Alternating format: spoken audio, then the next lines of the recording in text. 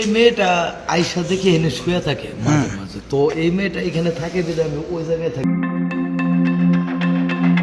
সাভারে জনমনে আতঙ্ক সৃষ্টি করা একের পর এক নৃশংস হত্যাকাণ্ডের রহস্য উন্মোচিত হলেও সিরিয়াল কিলারের আসল নাম সম্রাট নয়। তদন্তে জানা গেছে খুনির আসল পরিচয়, নাম ও পরিচয় গোপন রেখে শারীরিক সম্পর্কের ফাঁদে ফেলে ভবঘুরে নারীদের হত্যার অভিযোগে সিরিয়াল কিলারকে গ্রেফতার করেছে পুলিশ। সোমবার ঢাকার চিফ জুডিশিয়াল ম্যাজিস্ট্রেট আদালতে সে 6টি হত্যাকাণ্ডে জড়িত থাকার কথা স্বীকার করে 164 ধারায় জবানবন্দি দিয়েছে।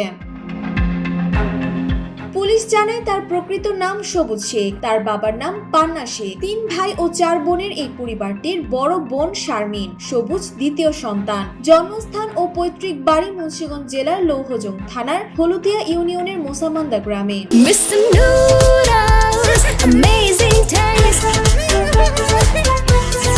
সে গত কয়েক বছর ধরে সাভার মডেল থানা, উপজেলা স্বাস্থ্য কমপ্লেক্স ও পৌর কমিউনিটি সেন্টার এলাকায় ভবঘুরে হিসেবে বসবাস করত।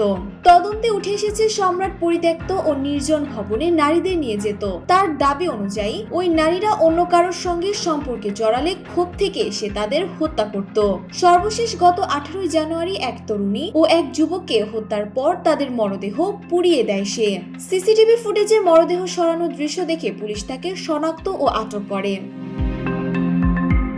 ঢাকা জেলা পুলিশের অতিরিক্ত সুপার মোহাম্মদ আসাদুজ্জামান জানান, সম্রাট এক এক সময় এক এক রকম তথ্য দিচ্ছে যা যাচাই বাছাই করা হচ্ছে।